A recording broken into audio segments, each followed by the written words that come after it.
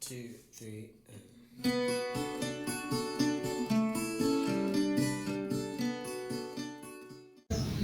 Siap. Bismillahirrahmanirrahim. Assalamualaikum warahmatullahi wabarakatuh. Alhamdulillahirrahmanirrahim. Nama Ba'du. Yang saya hormati kepada Encep Abdullah selaku pemajeg dan pendiri komentar komunitas menulis Pontang Tirtayasa. Kemudian yang terhormat Muhammad Nanda Fauzan selaku pemateri ya atau pemantik hamba Allah juga. Nah, dalam kegiatan bedah buku Nyamnyong karya Encep Abdullah pada siang hari ini. Kemudian yang saya cintai dan yang saya banggakan teman-teman komunitas menulis Pontang Tirtayasa. Pada kesempatan ini kita akan sedikit berbincang mengenai buku terbarunya dari Encep Abdullah yang berjudul Nyamnyong. Nah, mungkin untuk mempersingkat waktu karena ada hal-hal di luar perut yang ingin saya bicarakan, jadi kepada hamba Allah Muhammad Nanda Fauzan dipersilahkan. Silakan Kang Nanda. Selamat siang kawan-kawan. Ya. Aku agak bingung mau mulai dari mana, tapi karena buku kumpulan cerita ini dimulai dengan sesuatu yang kukira sangat di luar dugaan. Cerita pertama sudah membuatku menjatuhkan ekspektasi yang begitu tinggi. Maka aku akan memulai ini dari sejarah prosa yang lebih jauh. Bagaimana percobaan para pengarang, aku lebih senang menyebut sebagai kreator ya ketimbang sastrawan, orang-orang yang membuat karya lah begitu. Aku akan memulai itu dari Miguel Cervantes mungkin. Bagaimana dia membongkar tatanan prosa pada zaman itu ya di Eropa, mungkin pada abad 14 mungkin Don Quixote itu. Pada era itu prosa didominasi oleh bentuk-bentuk cerita yang sangat kaku tentang heroisme, bahwa ada seorang pangeran yang jago gelut gitu ya, ke kampung ketemu putri cantik jelita, berantem segala macem, akhirnya selesai. Selalu dengan roman-roman semacam itu. Pada era-era itu prosa ditulis dengan cara seperti itu. Baru kemudian Cervantes melalui Don Quixote itu yang tebal banget, yang baru saja diterjemahkan beberapa tahun lalu oleh Yayasan Obor, mendongkrak melampaui bentuk-bentuk pada zamannya dengan membuat olok-olok terhadap heroisme itu lewat Don Quixote itu. Tokoh Don Quixote bagaimana dia jalan-jalan ke berbagai daerah gitu, dia mengolok-olok bentuk prosa. Dia menampilkan heroisme tragis kalau kata Suhukgi itu ya. Ada heroisme tragis di situ. Itu adalah percobaan dari para kreator. Di Indonesia sendiri sebenarnya 20 tahun belakangan, 2 dekade lah ya, pasca reformasi, kita melihat ada gairah-gairah semacam itu akan kita temukan. Paling mudah mungkin dari Cala Ibi, novelnya Nukila Amal. Cala Ibi, kalau kita baca kritik sastranya Bramantyo yang pernah menjuarai sayembara DKJ, ia menyebut itu sebagai sejenis metafiksi. Jadi Cala Ibi itu novel yang dengan sendirinya dalam tubuhnya dia menyadari bentuk gitu. Sangat berbeda dengan novel-novel konvensional yang menceritakan begini, begitu, tapi Cala Ibi lain lagi. Atau mungkin kalau kita mau gali lebih jauh, tradisi percobaan dongkrakan itu akan kita temukan pada cerita-cerita dialog pingpongnya Putu Wijaya misalkan kan. Bentuk dialognya kan sangat unik gitu, beda dengan yang sedang marak. Atau Danarto mungkin ya. Cerita-cerita Danarto kan agak gelap. Orang menyebutnya realisme magis, tapi memang gelap, ceritanya sangat gelap gitu ya. Bahkan dia pernah di puncak karirnya itu di Gold Globe itu kan bikin cerita pendek ya, tapi bentuk hati ditangkepin gitu. Kalau kawan-kawan pernah baca itu, bentuk hati dong judulnya ditangkepin pakai panah ya. Itu jadi cerita gitu. Di prosa memang hal-hal semacam itu tuh ketika kita menemukan teks yang di luar itu, di luar tatanan yang konvensional, kita kan mantep nih. Ini sesuatu yang baru gitu. Beda mungkin ya kalau di puisi mungkin tradisi-tradisi semacam itu sudah lazim. Dia kan Tarji bikin puisi yang mantra segala macam, mungkin agak lazim tradisi-tradisi semacam itu. Karena penyair memang dengan sendirinya harus mencoba bentuk baru, menggali-gali tradisi. Encep di buku ini yang menurutku aku agak di cerpen pertama ya, soal liquid cerita apa agak susah nih gitu ini Encep nih, aduh aku bikin judul sulit. Aku panggil Encep aja ya, meskipun dia mukanya kayak ustad banget.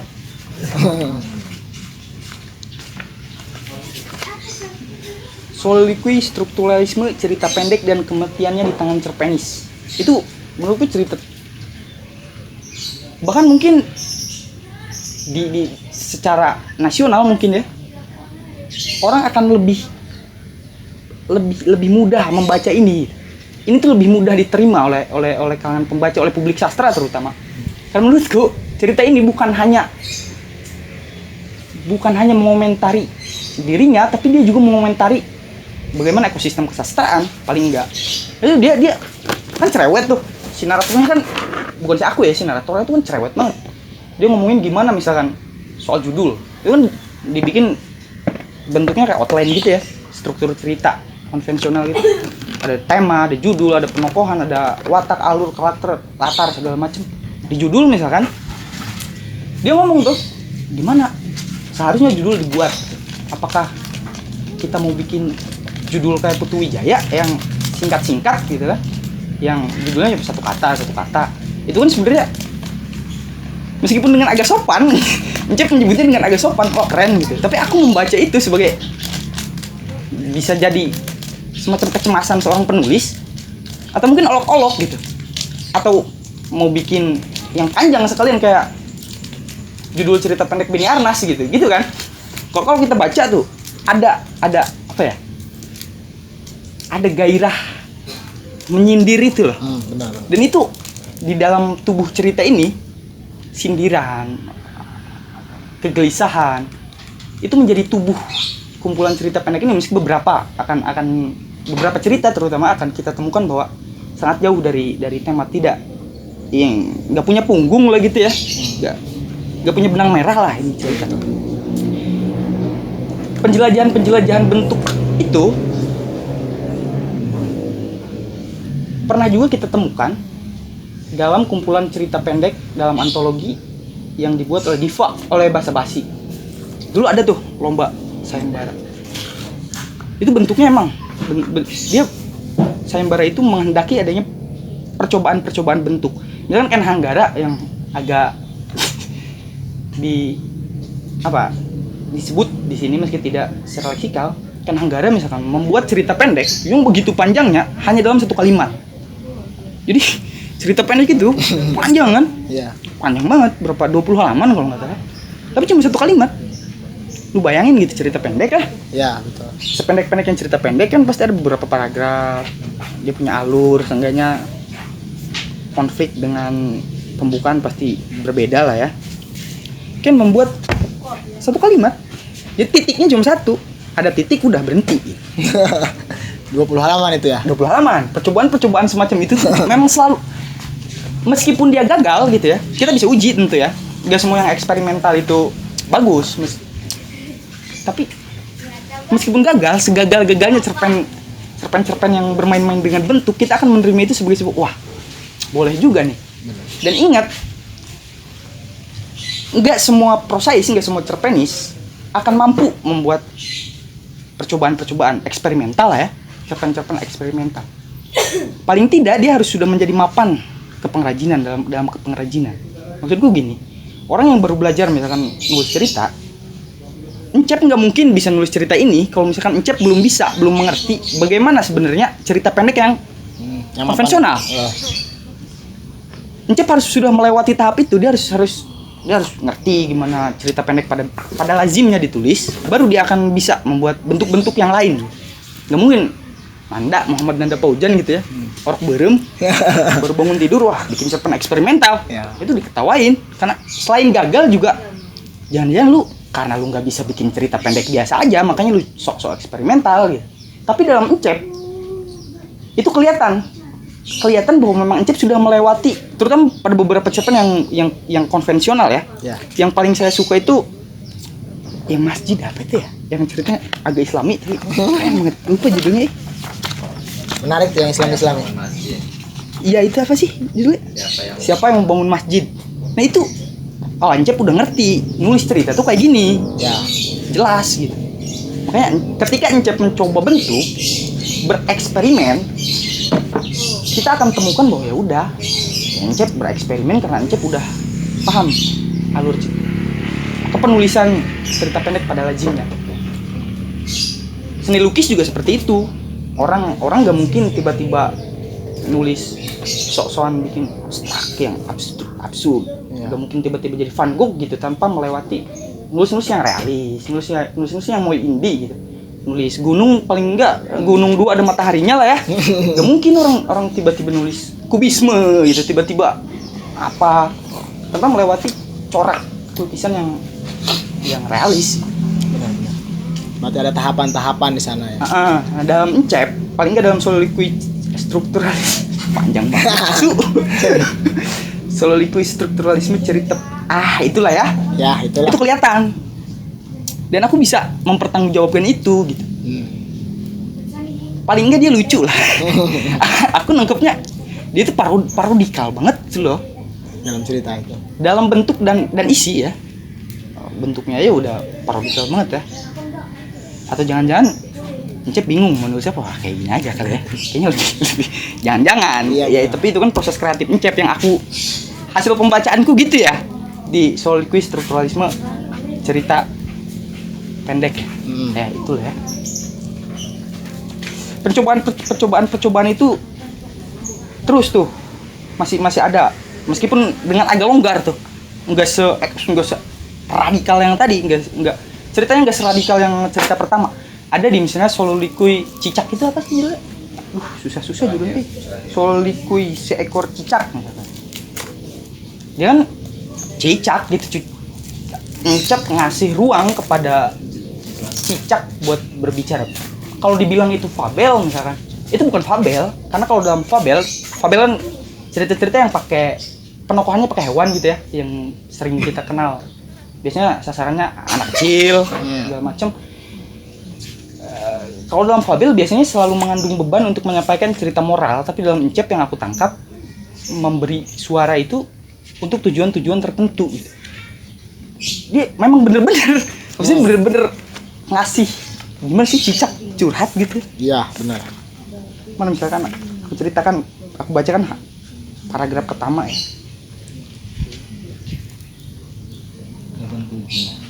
86. Orang-orang memanggilku cicak. Mungkin kamu tahu wujudku seperti apa. Menjijikan bukan? Ya, bla bla bla bla bla bla bla bla. Ini berapa menit sih ngomong? Bebas. Gak usah lama-lama kali ya, nanti kita diskusi aja. Iya. Terus tuh, selalu ada percobaan-percobaan dari Encep. Cerita ini ditulis tahun 2010. Cerita pertama, ini kita cari ini ya. Maksudnya cari proses kreatif Encep nih. Karena pasti seorang benang merahnya dicari gitu ya. Seorang pengarang kan pasti meskipun ya emang gak fair. Maksudnya menelusuri kan pasti ada upaya-upaya penelusuran. Encep cerita pertama Encep yang menurut keren itu. Keren banget itu cerita. Oh itu baru itu. Cerita yang keberapa nggak tahu, itu bukan yang pertama. Enggak, maksudnya di buku ini yang pertama gitu. 2018 itu ya? Dibikin 2018 ya? 2010. Enggak. Enggak, bukan yang pertama. Soliloquy 2019. 2018 ya? Juara 1 itu. Juara 1. Gak ada pesertanya. Enggak banyak itu. Aku pernah lihat itu, pernah dapat bukunya dikasih. Yang ikut tuh kalau nggak salah Encep, Erwin Setia, Dadang Ari Murtono ya. Oh itu penulis semua. Itu dan dia juara 1 gitu ya. Iya, peler. Dari dulu ya. Tapi kawan-kawan, aku kan sebenarnya nulis semacam ulasan pendek. Yang aku sayangkan dari cerpen Encep, ini ada kontradiksi dalam diri Encep. Ternyata pengembaraan Encep itu, ya mungkin karena cerpen-cerpen yang dibuat belakangan mungkin memang masih dalam proses lah ya. Masih dalam tahap menjadi.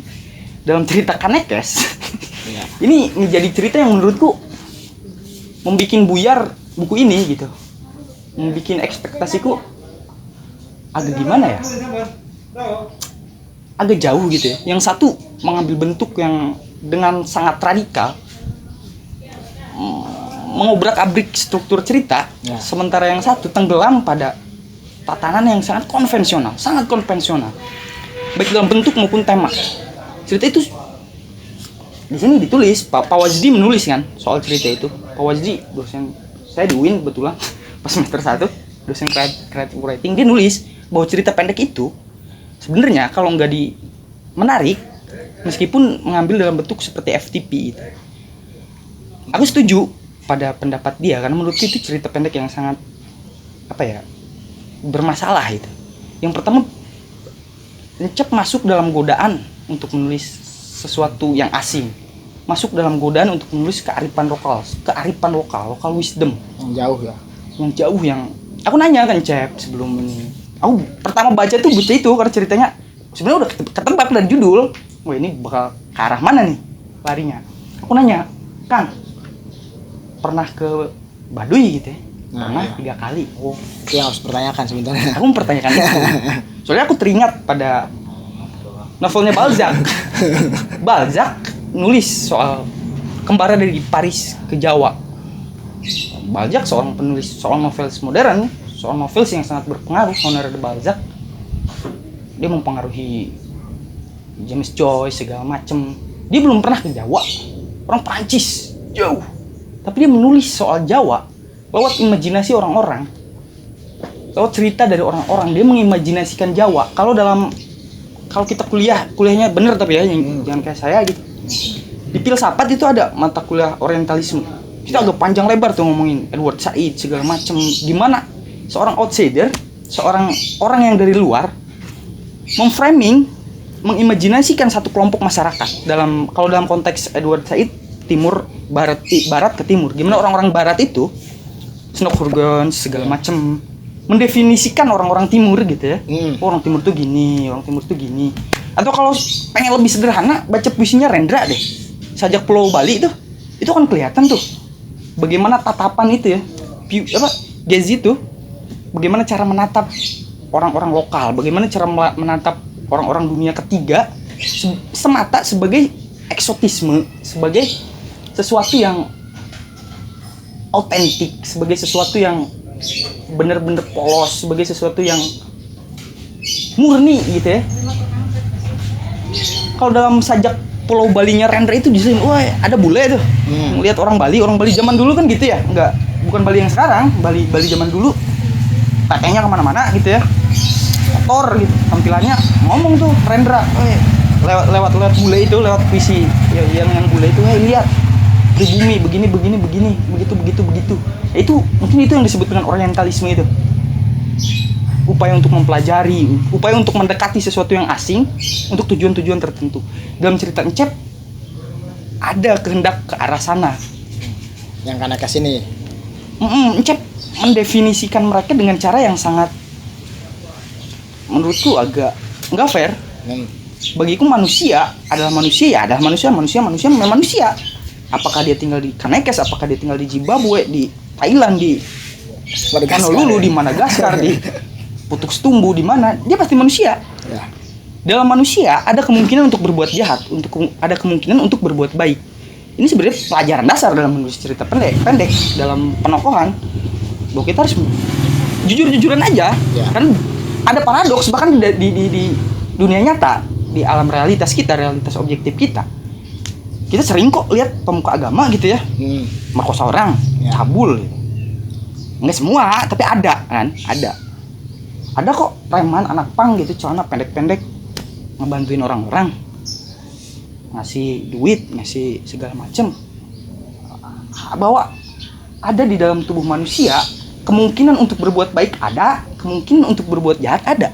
Gak selamanya orang dalam cerita pendek biasanya seperti itu. Kalau dalam novel-novel perang misalkan, akan kita temukan tuh bahwa si Mingke meskipun dia seorang yang sangat menjadi tokoh utama gitu, ada saat-saat di mana si Mingke kok kelihatannya galau, sedih segala macem, emosional, marah.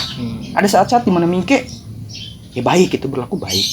Dalam prosa seharusnya penokohannya itu seperti itu. Ya orang nggak selamanya jahat, orang nggak selamanya buruk. Harusnya dibuat dengan cara seperti itu penokohan. Itu sebenarnya mendasar banget dalam penulisan prosa. Dalam cerita di Kanekes itu akan kita temukan tuh seorang tua kan ngomong gitu dengan sangat jahatnya ya. Oh gini. Dan si tokoh utama itu, si pemuda dari Kanekes itu dengan polosnya gitu. Bayangin, ini sangat problematis menurutku ya. Aku ngomong kalau cerita problematis ya problematis, kalau bagus ya bagus. Aku juga pasti nerima itu lah ya. Iyalah.